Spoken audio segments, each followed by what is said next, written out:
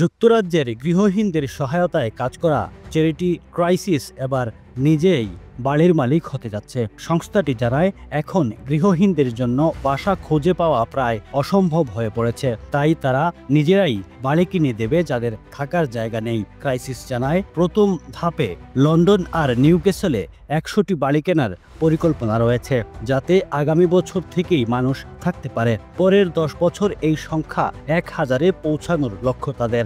সংস্থার প্রধান নির্বাহী ম্যাট ডাউনি বলেন, সামাজিক আবাসনের ঘাটতি আর ভাড়ার চড়া দামের কারণে গৃহহীনরা সবচেয়ে খারাপ অবস্থায় রয়েছে। শুধু ইংল্যান্ডেই এখন প্রায় 3 লাখ মানুষ কঠিন গৃহহীনতার মধ্যে।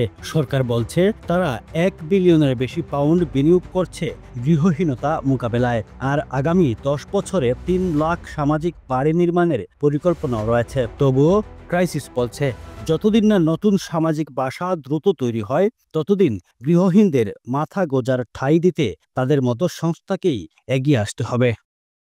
ইফকো ফুড ইন্ডাস্ট্রি 30 বছর ধরে আপনার সেবায় নিয়োজিত। IFCO food industries limited, phone 016120282000 UK, mail uksales@ifco.co.uk।